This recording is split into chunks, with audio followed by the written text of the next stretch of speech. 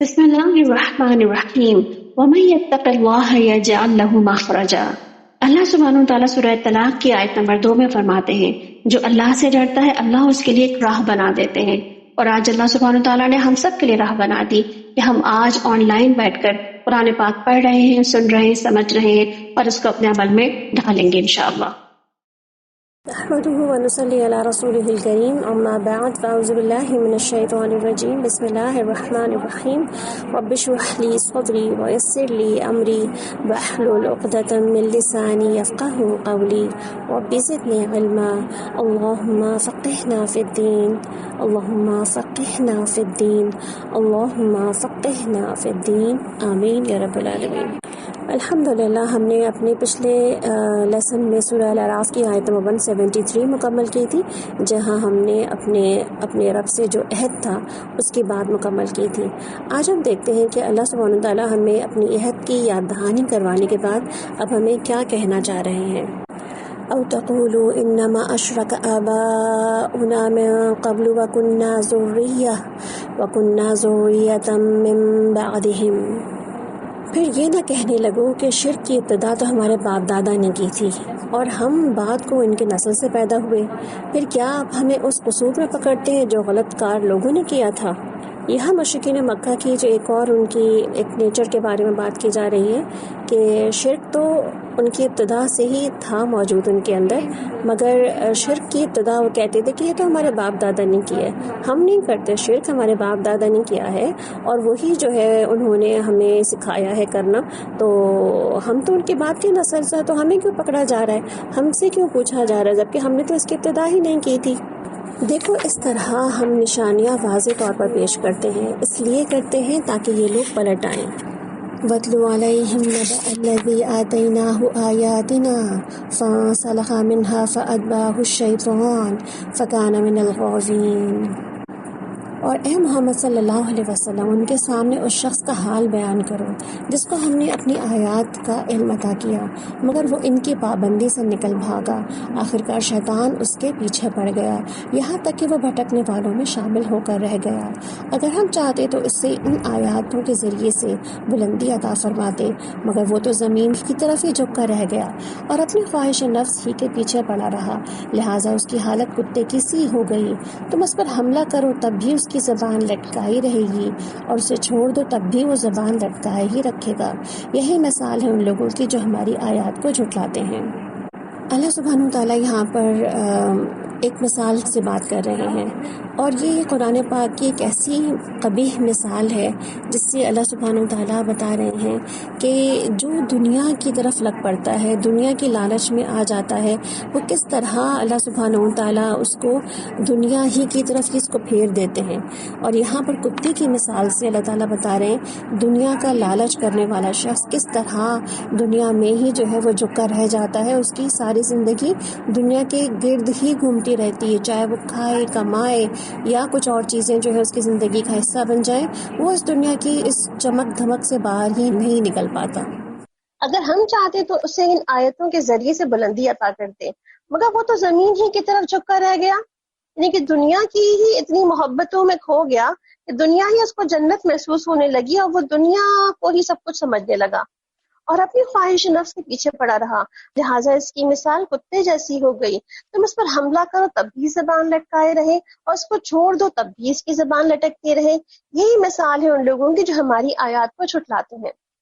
اب دیکھیں یہاں پر اللہ سبحانہ تعالیٰ نے ایک اپنی مخلوق میں سے ایک ایسی مخلوق کی مثال دی ہے جس کی جو ہے وہ ایک طرح کی آپ کہہ سکتے ہیں کہ اس کی لالچ یا اس کی جو گریڈینس ہے نا وہ مشہور ہے کہ اگر آپ اس کو کچھ بھی پھینکیں نا، پتھر بھی مارے تو بھی یہ اس کو سونگتا ضرور ہے کہ کچھ کھانے کا سامان تو نہیں پھینک دیا گیا۔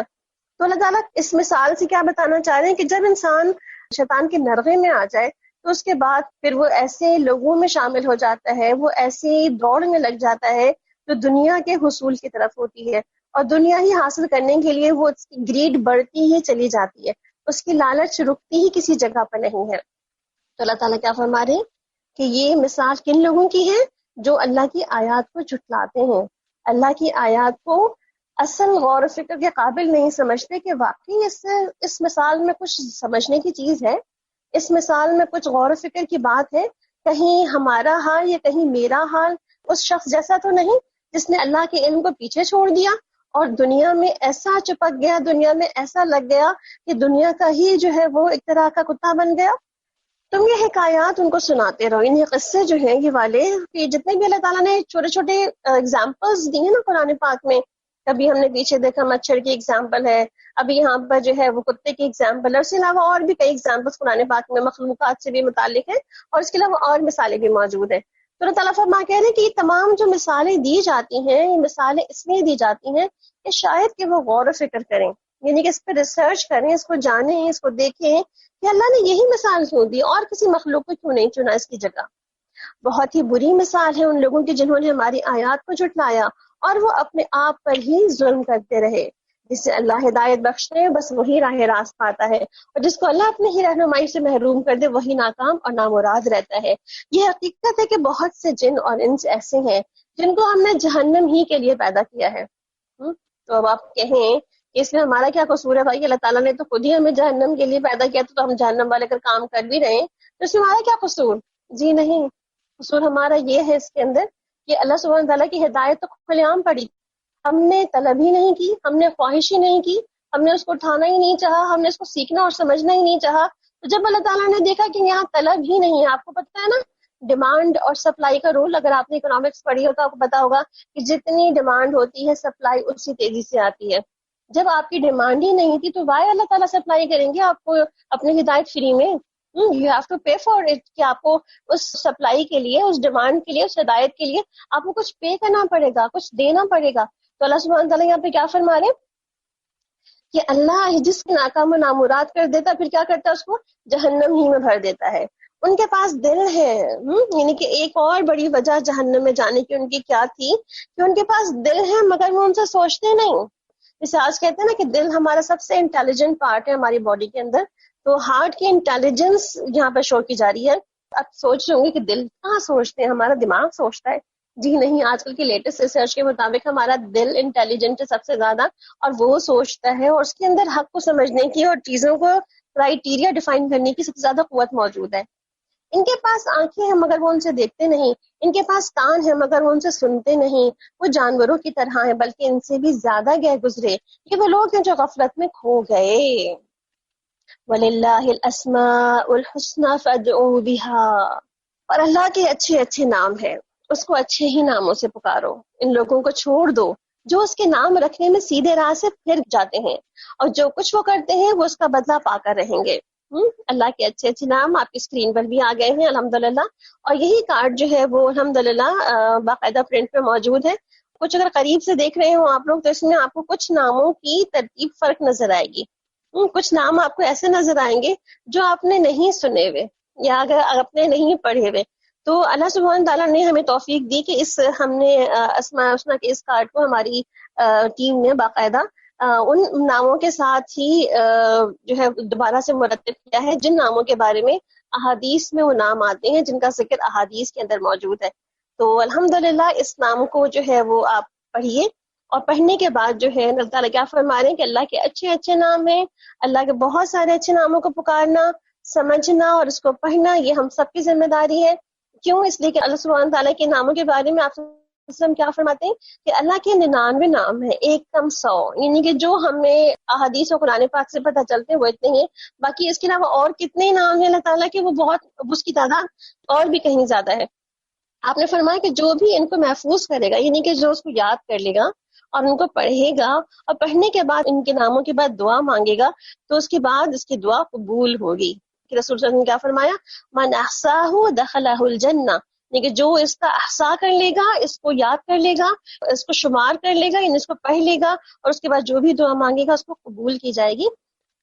تو اللہ سبحانہ تعالیٰ یہاں پہ ناموں کا ذکر کر رہے ہیں اپنا، اور اس کے بعد کیا کہتے ہیں؟ ہماری مخلوق میں سے ایک گروہ ایسا ہے جو ٹھیک ٹھیک حق کے مطابق ہدایت اور حق کے مطابق انصاف کرتا ہے. یعنی کچھ لوگ تو ایسے ہی ہیں جو اسی طرح سے کر رہے ہوتے ہیں، اور رہے وہ لوگ جنہوں نے ہماری آیات کو جھٹلا دیا ہے تو انہیں ہم بتدریج ایسی طریقے سے تباہی کی طرف لے جائیں گے کہ انہیں خبر تک نہ ہوگی، اور میں ان کو ڈھیل دے رہا ہوں اور یہ میری کوئی چال کا توڑ نہیں ہے. یعنی اللہ تعالیٰ کی جو چالیں ہیں، یہ اللہ تعالیٰ کے جو کام ہے، تدبیر ہے اس کی تدبیر کو کوئی پیچھے نہیں کر سکتا. اچھا یہاں پر جو ایک لفظ آیا نا استدراج، تدریج، کل بھی کہتے ہیں کہ استدراج کیا ہوتا ہے، شیطان بعض اوقات ان اعمال کو مزین کر دیتا ہے اور لوگوں کو پھر ہلاکت کی طرف لے جاتا ہے، یعنی کہ اسٹیپ بائی اسٹیپ کسی کو گریجولی ایسے کام کی طرف لے جانا کہ جو انسان کو کسی عادت میں مبتلا کر لینا، تو اس کو تدریج کہتے ہیں بیسکلی۔ تو اس کے بارے میں دہاق کہتے ہیں کہ جب کوئی انسان نئی نافرمانی کرتا ہے تو اللہ اس کو نئی نعمت دے دیتے ہیں، یعنی ڈھیل مل جاتی ہے، یعنی کہ بعض اوقات یہ بھی ہوتا ہے کہ آپ کے نافرمانیوں کے باوجود بھی آپ کو اور نعمتیں فراوانی سے دے دی جاتی ہیں، تو یہ بھی استدراج کہلاتا ہے۔ سفیان ثوری کہتے ہیں اس کا مطلب نعمتوں کی فراخی اور وسعت عطا کرنا ہے، یعنی کہ اللہ تعالیٰ جو ہے بعض اوقات انسان کی نافرمانیوں، گناہوں اور اس کی جو ہے کمی کوتاہیوں کے باوجود بھی نعمت اور فراخ کر دیتے ہیں، اور پھر انہیں شکر ادا کرنا بھی بھلوا دیتے ہیں، یعنی کہ نعمت میں اتنا کھو جائے وہ کہ شکر ہی کرنا بھول جائے۔ اس کا مطلب کیا ہوا، جو اللہ کی نعمت کو یاد نہ کرے اللہ اس کو اپنا آپ بھی بھلوا دیتے ہیں۔ تو اللہ تعالیٰ یہاں پہ کیا فرما رہے ہیں کہ جنہوں نے اللہ کی آیات کو جھٹلایا تو اللہ تعالیٰ نے ان کو بھی اسی طرح جھٹلا دیا۔ کیا ان لوگوں نے کبھی سوچا نہیں کہ ان کے ساتھی پر کوئی جنون کا اثر نہیں؟ وہ تو ایک خبردار کرنے والا ہے، یعنی کہ وہ بیسکلی کیا کر رہا ہے، وہ خبردار کر رہا ہے لوگوں کو، یعنی کہ صحیح دین پہنچا رہا ہے، صاف صاف خبردار کر رہا ہے، یعنی کہ بالکل کلیئرلی باتوں کو بتا رہا ہے، ڈوز اینڈ ڈونٹس بتا رہا ہے۔ کیا ان لوگوں نے زمین اور آسمان کے انتظام پہ کبھی غور نہیں کیا؟ کسی چیز کو بھی اللہ سبحانہ تعالیٰ نے پیدا کیا ہے آنکھیں کھول کر نہیں دیکھا؟ اور کیا انہوں نے یہ نہیں سوچا کہ ان کی مہلت زندگی پوری ہونے کا وقت قریب آ گیا ہے؟ پھر آخر نبی کریم صلی اللہ علیہ وسلم کی اس تنبیہ کے بعد کون سی ایسی بات ہو سکتی جس پر یہ ایمان لائیں؟ اللہ جس کو رہنمائی سے محروم کر دے اس کے لیے پھر کوئی رہنما نہیں ہے، اور اللہ انہیں ان کی سرکشی میں ہی بھٹکتا ہوا چھوڑے دیتا ہے۔ یہ تم لوگوں سے پوچھتے ہیں کہ آخر وہ قیامت کی گھڑی کب نازل ہوگی؟ کہو اس کا علم تو میرے رب ہی کے پاس ہے، اسے اپنے وقت پر ہی وہ ظاہر کرے گا۔ آسمانوں اور زمینوں پر وہ وقت بڑا سخت ہوگا، تم پر اچانک آ جائے گا۔ یہ لوگ اس کے متعلق تم سے یہ اس طرح پوچھتے ہیں گویا تم اس کی تلاش میں لگے ہوئے ہو۔ کہو اس کا علم تو صرف اللہ کو ہی ہے، مگر اکثر لوگ حقیقت سے ناواقف ہیں۔ یعنی کہ ہمارے یہاں عموماً غیب کے بارے میں بہت سے لوگوں سے سوال کیا جاتا ہے نا، کہ شاید کوئی اور ہمیں غیب کے بارے میں بتا دے، کوئی ہمیں بتا دے کہ ہمارا مستقبل کیا ہوگا۔ تو اللہ تعالیٰ کیا فرما رہے ہیں، نہ قیامت کا علم کسی کو ہے، نہ کسی تقدیر کا علم کسی کو ہے، نہ کسی کے مستقبل کے بارے میں کوئی بات کر سکتا ہے۔ قُل لَا أَمْلِكُ لِنَفْسِي نَفْعًا وَلَا ضَرًّا إِلَّا مَا شَاءَ اللَّهُ۔ اے محمد صلی اللہ علیہ وسلم ان سے کہو کہ میں اپنی ذات کے لیے کسی نفع و نقصان کا اختیار نہیں رکھتا، اللہ ہی جو کچھ چاہتا ہے کرتا ہے۔ یعنی کہ آپ دیکھیں آپ صلی اللہ علیہ وسلم سے یہ بات کہلوا کر کہ ہم سب کو جو ہے نا ایک طرح کا میسج دے دیا گیا کہ آپ صلی اللہ علیہ وسلم بھی اپنے بارے میں کیا فرما رہے ہیں کہ میں بھی اپنی ذات کے لیے کسی نفع نقصان کا اختیار نہیں رکھتا۔ اور آپ خود بھی سوچیں نا، اگر آپ صلی اللہ علیہ وسلم کو یہ اختیار دے دیا گیا ہوتا تو آپ کو پتا نہ ہوتا کہ حضرت عائشہ رضی اللہ عنہ پہ جب تہمت لگائی تھی تو وہ کس نے لگائی ہے؟ ایک مہینے تک جو ہے وہ ایک جو مدینے میں کیوس تھا وہ کیوں رہا؟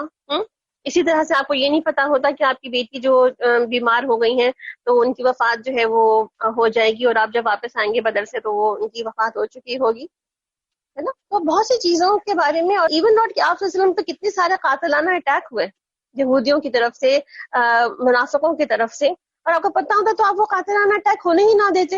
اللہ تعالیٰ یہاں کیا بتانا چاہ رہی کہ آپ صلی اللہ علیہ وسلم بھی یعنی کہلوایا ان سے جا رہا، اور ہمیں سمجھایا جا رہا ہے کہ ان کے پاس بھی کوئی غیب کا علم نہیں تھا، اور کیا کہتے ہیں اگر مجھے غیب کا علم ہوتا تو میں بہت سے فائدے اپنے لیے حاصل کر لیتا اور مجھے کبھی کوئی نقصان نہ ہوتا۔ میں تو ایک محض خبردار کرنے والا اور خوشخبری سنانے والا ہوں ان لوگوں کے لیے جو میری بات کو مان جاتے ہیں۔ کتنا کلیئر میسج ہے نا اللہ سبحانہ تعالیٰ کا یہاں پر ہمارے لیے۔ اس کے باوجود بھی ہم نے پتہ نہیں کون کون سی عقیدے جوڑ لیے ہیں یہاں پر آپ صلی اللہ علیہ وسلم کی ذات کے ساتھ۔ وہ اللہ ہی ہے جس نے تمہیں ایک جان سے پیدا کیا اور اسی کے جن سے اس کا جوڑا بنایا تاکہ اس کے پاس سکون حاصل کرے۔ پھر جب مرد نے عورت کو ڈھانک لیا تو اسے وہ خفیف سا حمل رہ گیا جسے لیے وہ چلتی پھرتی رہی۔ پھر جب وہ بوجھل ہو گئی تو دونوں نے مل کر اللہ سے اپنے رب سے دعا کی، اگر تو نے ہم کو اچھا سا بچہ دیا تو ہم تیرے شکر گزار ہوں گے، مگر جب اللہ نے ان کو ایک صحیح اور سالم بچہ دے دیا تو اس کی اس بخشش و عنایت میں وہ دوسروں کو اس کا شریک ٹھہرانے لگے۔ ہمیشہ ملتا ہی ہمیں اللہ ہی کی طرف سے ہے کچھ بھی۔ اولاد تو کہتے ہیں نا کہ وہ تو ایسی چیز ہے کہ وہ کوئی بھی کسی کو نہیں دے سکتا، اللہ ہی دینا چاہے تو دے سکتا ہے کسی کو بھی۔ تو ہوتا کیا ہے بعض اوقات کہ جب ہمیں اولاد مل جاتی ہے اور صحیح سالم مل جاتی ہے تو پھر ہم کیا کہتے ہیں، ہاں فلاں ڈاکٹر کی وجہ سے ہوا، فلاں علاج صحیح مل گیا تھا، فلاں پیر اور بابا نے جو ہے ہمیں صحیح ہدایت دے دی تھی، فلاں نے صحیح تعویذ پکڑا دیا تھا، اللہ کا شکر ادا کرنے کے بجائے ہم دوسروں کے شکر گزار ہونے لگتے ہیں۔ اللہ بہت بلند و برتر ہے۔ ان مشرکانہ باتوں سے جو یہ لوگ کرتے ہیں، کیسے نادان ہیں یہ لوگ کہ ان کو خدا کا شریک ٹھہراتے ہیں، جو کسی چیز کو بھی پیدا نہیں کرتے بلکہ خود پیدا کیے جاتے ہیں، جو نہ ان کی مدد کر سکتے ہو، نہ ہی آپ بھی اپنی مدد کا قادر ہیں۔ اگر تم انہیں سیدھی راہ پر آنے کی دعوت دو تو وہ تمہارے پیچھے نہ آئیں، یعنی کہ وہ کبھی تمہارے پیچھے نہیں آئیں گے، خواہ تم انہیں پکارو یا خاموش رہو، دونوں صورتوں میں تمہارے لیے برابر ہی ہے۔ یعنی کہ وہ تو بلاؤ گے نہ بلاؤ کوئی فرق ہی نہیں پڑتا، انہوں نے آنا تو ہے ہی نہیں، بات ماننی تو ہے ہی نہیں۔ تم لوگ خدا کے چھوڑ کر جن کو پکارتے ہو، یعنی کہ جن لوگوں کو بھی پکارتے ہو، تو اللہ تعالیٰ کیا فرما رہے ہیں، وہ کون ہے؟ عباد امثالکم، تمہاری طرح کے ہی تو بندے ہیں وہ، جیسے تم بندے ہو ویسے وہ بھی بندے ہیں۔ ہاں، ان سے دعائیں مانگ کر دیکھو، یہ تمہاری دعاؤں کا جواب دیں گے؟ یعنی کہ تم ان سے جو مانگتے ہو اللہ کے علاوہ کسی بھی انسانوں سے، جنوں سے، فرشتوں سے، یا کسی بزرگان دین سے، کسی ولی اولیاء سے، تو کیا وہ جواب دیتے ہیں؟ نہیں دیتے نا۔ کیا یہ پاؤں رکھتے ہیں کہ ان سے چلیں؟ کیا یہ ہاتھ رکھتے ہیں کہ ان سے پکڑیں؟ کیا یہ آنکھیں رکھتے ہیں کہ ان سے دیکھیں؟ کیا یہ کان رکھتے ہیں کہ ان سے سنیں؟ اب دیکھیں اسٹیچو تو ایسے ہی بنایا جاتا ہے نا، جس کی آنکھیں، کان، ہاتھ، پاؤں سب بنے ہوئے ہوتے ہیں، مگر کیا وہ اپنے ان تمام اعضاء کو استعمال کر سکتا ہے؟ کیا وہ آپ کے لیے کچھ بھی کر سکتا ہے؟ نہیں نا۔ اس کا مطلب ہے کہ وہ محتاج ہے، وہ تو اپنی ناک کے بیٹھی ہوئی مکھی بھی نہیں اڑا سکتا، کوئی اس پہ گندگی ڈال جائے تو اپنی گندگی صاف بھی نہیں کر سکتا۔ اے محمد صلی اللہ علیہ وسلم ان سے کہو کہ بلا لو اپنے ٹھہرائے ہوئے شریکوں کو، پھر تم سب مل کے میرے خلاف تدبیریں کرو اور مجھے ہرگز مہلت نہ دو۔ ان ولی اللہ الذی نزل الکتاب وہو یتولی الصالحین، اور میرا حامی اور ناصر تو اللہ ہے جس نے یہ کتاب نازل کی ہے اور وہ نیک آدمیوں کی حمایت کرتا ہے۔ مولانا حالی جو ہے وہ مسلمانوں کی حالت پہ جو ہے وہ اپنی مسدس حالی میں کیا لکھتے ہیں، وہ کہتے ہیں کرے غیر اگر بت کی پوجا تو کافر، جو ٹھہرائے خدا کا بیٹا تو کافر، جھکے آگ پر بغیر سجدہ تو کافر، کواکب کو مانے کرشمہ تو کافر، مگر مومنوں پر کشادہ ہے راہیں، پرستش کرے شوق سے جس کی چاہیں، نبی کو جو چاہیں خدا کر دکھائیں، اماموں کا رتبہ نبی سے بڑھائیں، مزاروں پہ جا جا کے نظریں چڑھائیں، شہیدوں سے جا جا کر مانگے دعائیں، نہ توحید میں کچھ خلل اس سے آئے، نہ اسلام بگڑے نہ ایمان جائے۔ یعنی دوسروں پہ تو ہم فتوے لگا دیتے ہیں کہ تمہارے یہ سب کرنے سے تمہارا ایمان اور اسلام سب چلا جائے گا، اور خود اسلام اور ایمان کے نام پہ کیا کچھ کرتے چل رہے ہیں ہم۔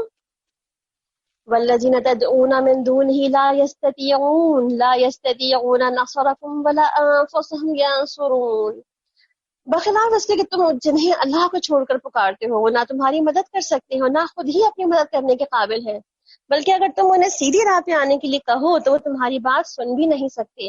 بظاہر تم کو ایسا نظر آتا ہے کہ وہ تمہاری طرف دیکھ رہے ہیں، پر فی الواقع وہ کچھ بھی نہیں دیکھتے، کچھ دیکھ بھی نہیں سکتے نا۔ خذ العفو وامر بالعرف واعرض عن الجاہلین، اے نبی صلی اللہ علیہ وسلم نرمی درگزر کا طریقہ اختیار کریں، معروف کی تلقین کیے جائیں اور جاہلوں سے نہ الجھیں۔ یعنی کہ کرنے کا کام کیا بتایا گیا کہ ایسے لوگ تو ہیں معاشرے میں، ایسے طبقے موجود ہیں، ایسے مسلمان بھی موجود ہیں جو شرک مشرکانہ حرکتوں میں لگے ہوئے ہیں، اور دنیا میں ڈفرینٹ ریلیجنز ہیں جو شرک میں لگے ہوئے ہیں۔ ہاں، کرنے کا کام کیا بتایا جا رہا ہے کہ ان سے الجھنے کی ضرورت نہیں ہے، جسے پیچھے بات ہوئی نا، تبلیغ کریں، ان کو بات کریں، ان کو بات پہنچائیں، مگر ساتھ میں درگزر کا طریقہ بھی اختیار کریں، ان کو ان کی جہالت کی بنا پر ان کو معاف کر دیں کہ they are in known people, ان کو یہ نہیں جانتے، ان کو علم نہیں ہے قرآن کا، ان کو علم نہیں ہے باتوں کا۔ اور اگر کبھی شیطان تمہیں اکسائے تو اللہ کی پناہ مانگ کیا کرو، وَإِمَّا يَنزَغَنَّكَ مِنَ الشَّيْطَانِ نَزْغٌ فَاسْتَعِذْ بِاللَّهِ إِنَّهُ سَمِيعٌ عَلِيمٌ۔ یعنی کہ اللہ تعالیٰ نے کیا طریقہ فرما دیا کہ ایسا ہوتا ہے کہ بعضوں کا شیطان اکساتا ہے تمہیں، کہتا ہے لوگوں کو جیسے کا تیسا جواب دو، لوگوں نے ایسا کیا اس کے ساتھ ایسا کرو، تو اللہ تعالیٰ نے کیا فرما دیا کہ جب تمہیں شیطان اکسانے لگے تو اللہ کی پناہ مانگ لو، اور اللہ سب کچھ سننے اور جاننے والا ہے۔ اور یقین مانے کہ جب آپ دین کا کام کرنے چلتے ہیں، لوگوں کو کوئی اچھی بات بتانے چلتے ہیں نا، تو پھر ایسے آپ کو بہت سے کمنٹ سننے کو مل جاتے ہیں، ایسے بہت سے لوگ مل جاتے ہیں آپ کو جو آپ پر بہت ہی غلط طریقے سے تنقید کر رہے ہوتے ہیں۔ تو آپ دیکھیں ایسے وسوسوں سے نجات کے لیے جو شیطان دل میں ڈال رہا ہوتا ہے کہ جیسے کو تیسے کے جواب دو، اس کو چھوڑ دو، اس کو بھی اسی طرح رسوا کرو جیسے اس نے رسوا کیا ہے تمہیں، تو ایسے وسوسوں سے نجات کی ضرورت ہے۔ اور پیچھے ہم نے اس دن ذکر کیا تھا کہ یا کنستعین میں آپ کی بہت ساری دعائیں ایسی موجود ہیں کہ جہاں پر وسوسوں کا علاج ہے. اور خصوصاً آپ دیکھیں رمضان میں بھی جو ہے چونکہ دماغ خالی ہوتا ہے بالکل ہمارا، کھانے پینے کی بھی فرصت ہو، اس کی بھی کوئی ٹینشن نہیں ہوتی، تو ایسے وقت میں نا ہم اپنا وقت جب کہتے ہیں نا کہ کچھ نہیں کر رہے تو کچھ فون اٹھا لیتے ہیں، کبھی سوشل میڈیا سرچ کرتے رہتے ہیں، کبھی لوگوں سے گوسپس کرتے رہتے ہیں، کبھی لوگوں سے فون پہ بات کر رہے ہوتے ہیں. تو اس وقت بھی آپ دیکھیں کہ کتنی لوگوں سے فلاں فلاں کی باتیں سننے کو ملتی ہے، فلاں ملک میں پتہ ہے کیا ہو رہا ہے، فلاں وزیر کیا کر رہا ہے، فلاں جو ہے وہ گھروں میں کیا ہو رہا ہے، فلاں رشتے دار جو ہے وہ کیا کر رہے ہیں، فلاں کے گھر میں کیا ہو گیا. تو آپ دیکھیں یہ ساری باتیں کر کر کے نا ہم ان کے بارے میں ڈفرینٹ وسوسے پالتے رہتے ہیں. تو اس کا بہتر علاج کیا ہے، ان سب چیزوں پہ نہ پڑیں. دوسرے کوئی آپ کے دل میں وسوسہ ڈالیں تو پھر اس کا علاج کیا ہے کہ اللہ کی پناہ میں آ جائے. اور پناہ میں آنے کے لیے نبی کریم صلی اللہ علیہ وسلم نے بہت ساری دعائیں سکھا دی ہیں کہ کس طرح پناہ لی جاتی ہے اور پناہ میں آیا جاتا ہے. حقیقت میں جو لوگ متقی ہیں ان کا حال تو یہ ہوتا ہے کہ کبھی شیطان کے اثر سے کوئی برا خیال اگر انہیں چھو بھی جاتا ہے تو فوراً چوکنے ہو جاتے ہیں، یعنی کہ الرٹ ہو جاتے ہیں کہ شیطان نے اکسا لیا ہے مجھے، شیطان نے اکسانا شروع کر دیا ہے. اور پھر انہیں صاف صاف نظر آنے لگتا ہے کہ یہ ان کے لیے صحیح طریقہ کار کیا ہے. اور رہے ان کے بھائی بند تو وہ ان کی کنجروی میں کھینچے چلے جاتے ہیں، یعنی کہ وہ ان کو ٹیڑھا کرنے کے لیے، دین سے ہٹانے کے لیے وہ ان کو کھینچ ہی رہے ہوتے ہیں، ان کو سرکشی میں لیے چلے جا رہے ہوتے ہیں اور انہیں بھٹکانے میں کوئی کسر اٹھا نہیں رکھتے.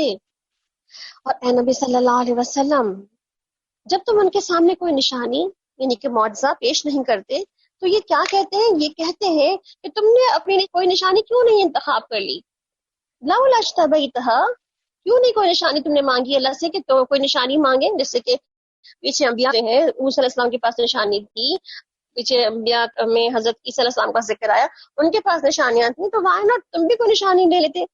قل انما اتبع ما يوحى الي من ربي هذا بصائر من ربكم وهدى ورحمة لقوم يؤمنون. ان سے کہو کہ میں تو صرف اس وحی کی پیروی کرتا ہوں جو میرے رب نے میری طرف بھیجی ہے، یہ بصیرت کی روشنیاں ہیں تمہارے رب کی طرف سے اور ہدایت اور رحمت ہے ان لوگوں کے لیے جو اسے قبول کر لیں. یعنی کہ اللہ کا یہ قرآن ہی سب سے بڑی نشانی اور سب سے بڑا معجزہ ہے آپ صلی اللہ علیہ وسلم کا، جو اللہ سبحانہ تعالیٰ نے آپ صلی اللہ علیہ وسلم کو دیا. وَإِذَا قُرِئَ الْقُرْآنُ فَاسْتَمِعُوا لَهُ وَأَنصِتُوا لَعَلَّكُمْ تُرْحَمُونَ. اور جب قرآن تمہارے سامنے پڑھا جائے تو توجہ سے سنو اور خاموش رہو، شاید کہ تم پر بھی رحمت ہو جائے. اب دیکھیں یہاں پر کہا جا رہا ہے کہ قرآن جب پڑھا جائے تو خاموش رہو، تم پر رحمت ہو جائے تاکہ رحمت ہو جائے. آپ دیکھیں کہ یہاں پر خاموشی کا ذکر آ رہا ہے. خاموشی کیسی ہوتی؟ کون سی خاموشی؟ بس چپ ہو جانا، یہ خاموشی ہے؟ اور ساتھ ساتھ میں کچھ اور پڑھتے دیکھتے سنتے رہنا، یہ خاموشی ہے؟ نہیں. انصات کا مطلب ہوتا ہے کہ انسان یا استماع جو ہوتا ہے اس میں لسننگ، کون سی لسننگ مراد ہے یہاں پہ؟ افیکٹو لسننگ ہے، جس کے اندر آپ کی پوری بھرپور توجہ جو ہے وہ سننے کی طرف ہو جائے. یعنی کہ جو آپ کچھ کام کر رہے تھے ہاتھوں سے وہ آپ رکھ دیں، جو آپ جو ہے کچھ بولنا چاہ رہے تھے وہ آپ چپ ہو جائیں، آپ کا دماغ جو سوچ رہا تھا اس کو سٹاپ کہہ دیں، آپ کے دل میں جو خیالات چل رہے تھے اس کو سٹاپ کہہ دیں، آپ کے اعضاء جو حرکت میں تھے اس کو سٹاپ کر لیں. پوری توجہ، پوری یکسوئی کے ساتھ قرآن پاک کو سنا جائے. اور آپ کو یہ مثال بھی پتا ہوگی کہ صحابہ کرام کے بارے میں کیا آتا ہے کہ وہ قرآن پاک کو کیسے سنتے تھے، ایسے کہ جیسے ان کے سروں پر پرندے بیٹھے ہیں، یعنی کہ اتنے ساکت اور جامد ہو کر کے. یعنی کہ آپ دیکھیں نا، پوری خاموشی مراد ہے، یعنی کہ آپ کے اندر کی تمام شور کو چپ کرانے والی بات ہے.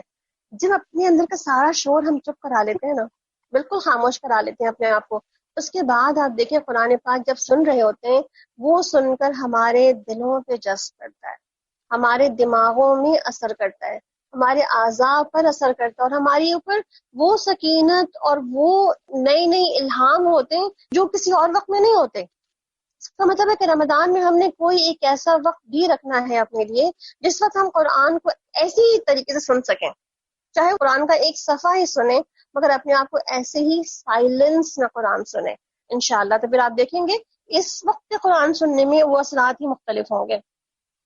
وَاذْكُرْ رَبَّكَ فِي نَفْسِكَ تَضَرُّعًا وَخِيفَةً وَدُونَ الْجَهْرِ مِنَ الْقَوْلِ بِالْغُدُوِّ وَالْآصَالِ وَلَا تَكُن مِنَ الْغَافِلِينَ. اے نبی صلی اللہ علیہ وسلم اپنے رب کو صبح و شام یاد کیا کرو، دل ہی دل میں زاری اور خوف کے ساتھ، اور زبان سے بھی ہلکی آواز کے ساتھ۔ تم ان لوگوں میں سے نہ ہو جاؤ جو غفلت میں پڑے ہوئے ہیں۔ یہاں پر اللہ سبحانہ تعالیٰ کیا فرما رہے ہیں کہ اپنے رب کو صبح اور شام یاد کرو۔ ابھی صبح و شام کا اذکار کا ذکر کر رہے تھے ہم، تو صبح اور شام کے اذکار بھی اسی میں آ جاتے ہیں کہ آپ اس کو یاد کریں۔ اور دیکھیں نا، یاد کرنے کے دو طریقے ہو سکتے ہیں نا، کبھی کبھی خاموشی سے، بھی آپ کی ٹیچر کہہ رہی تھی نا کہ جب قرآن کو پڑھیں تو ذرا تیز آواز میں پڑھیں، زور زور سے پڑھیں، محلے والوں کو پتہ چل جائے کہ آپ پڑھ رہے ہیں۔ مگر دعا میں اتنا چیخنا چلانا نہیں ہے، دعا میں اتنی آواز کہ آپ کے اپنے کان سن رہے ہوں۔ تو جو آپ کے کان سن رہے ہوں گے، آپ کا دماغ ان دعاؤں کو رجسٹر کر رہا ہوگا، آپ کا ہارٹ جو ہے اس سے کوآرڈینیٹ کر رہا ہوگا۔ اس وقت اتنی آواز میں قرآن پڑھنا یا قرآن سننا یا دعا کرنا ہوتا ہے کہ جتنی آواز میں آپ کی باڈی انٹیکٹ رہے، یعنی کہ سب کے سب جو ہے وہ حاضر رہے، سب کے سب اوبیڈینٹلی الرٹ رہیں۔ ٹھیک ہے، تو یہاں پر بیسکلی اللہ تعالیٰ کیا فرما رہے ہیں کہ دعا کا طریقہ کیا ہو سکتا ہے کہ چپکے چپکے دل ہی دل میں چلتے پھرتے اپنے دل میں ایک اللہ تعالیٰ سے کنیکشن بنائے رکھیں، کرتے رہیں، یہ بھی ہے۔ اور کبھی جو ہے وہ بہت ہی گڑ گڑا کر اللہ تو دے دینا، اللہ تو دے سکتا ہے، جیسے بچے نہیں مانگتے، آپ سے کچھ سوال کرتے ہیں، پلیز ماما دے دیں، تو آپ دیکھیں اللہ تعالیٰ سے بھی اگر ہم ایسے ہی گڑگڑاتے ہیں، یا اللہ تو کریم ہے، تو رحیم ہے، تو ذل جلال والاکرام ہے، تو حی ہے، تو قیوم ہے، اس کی ساری جتنی ناموں کو گنا گنا کر آپ مانگ سکتے ہیں کہ اللہ تو رزاق ہے، تو دینے والا ہے، تو الودود ہے، محبتیں ڈالنے والا ہے۔ جس طرح کا جو نام آپ کے ذہن میں جو سمجھ آتا ہے، جس سے آپ جو مانگنا چاہتے ہیں اللہ تعالیٰ سے، ان ناموں کو پکاریے اور ان ناموں کے ذریعے سے اللہ تعالیٰ سے مانگیے، تو اس کے لیے دونوں طریقے آپ کے مانگنے کے ہو سکتے ہیں۔ ان الذین عند ربک لا یستکبرون عن عبادتہ ویسبحون وله یسجدون۔ اور جو فرشتے تمہارے رب کے حضور تقرب کا مقام رکھتے ہیں، وہ کبھی اپنی بڑائی کا گھمنڈ میں آ کر اس کی عبادت سے منہ نہیں موڑتے، اور اس کی تسبیح کرتے ہیں اور اس کے آگے جھکے رہتے ہیں۔ یہاں پر آیت سجدہ ہے، تو ہم سب سجدہ کر لیتے ہیں اس وقت۔ اور سجدہ کرنے کا طریقہ کیا ہوگا کہ ابن عمر کہتے ہیں کہ آپ صلی اللہ علیہ وسلم جب بھی قرآن کی قرأت کیا کرتے، اور خصوصاً ان صورتوں میں جہاں سجدہ ہوتا تو آپ سجدہ کرتے، یعنی کہ پڑھتے پڑھاتے بھی آپ سجدہ کر لیتے، اور ہم بھی آپ کے ساتھ سجدہ کرتے، حتیٰ کہ اگر ہمیں پیشانی زمین پر رکھنے کی جگہ نہ ملتی، دوسرے جو بھی ہمارے سامنے ہوتے تو ہم ان پر جھک جاتے یا اشارے سے سجدہ کر لیتے، اور اللہ اکبر کہتے ہوئے جاتے اور اٹھتے ہوئے اللہ اکبر نہیں کہتے تھے۔ آپ کو سجدے کی دعا یاد ہے؟ اگر یاد نہیں ہے تو انشاءاللہ آپ کے ساتھ وہ بھی ہم شیئر کر لیں گے، اور وہ بھی بہت سی جگہوں پہ لکھی ہوئی موجود ہے۔ سجد وجهي للذي خلقه وصوره وشق سمعه وبصره بحوله وقوته فتبارك الله احسن الخالقين۔ تو یہ دعا جو ہے سجدہ تلاوت کی، یہ بھی پڑھی جا سکتی ہے، اور اگر یہ دعا یاد نہ ہو تو پھر جو ہے سبحان ربی الاعلیٰ بھی 3 بار آپ پڑھ سکتے ہیں۔ ٹھیک ہے، اچھا ابھی دعا کی بات ہو رہی تھی تو میں تھوڑا سا یہاں پہ نا پاور آف دعا کے بارے میں بات کرنا چاہ رہی تھی۔ تھوڑی سی باتیں انشاءاللہ آگے چلیں گے، اس کے بعد انفال کی طرف۔ کہتے ہیں کہ دعا بہت پاورفل چیز ہوتی ہے۔ پاورفل کب ہوتی ہے؟ جب اس کو ہم پاورفل بنا رہے ہوتے ہیں۔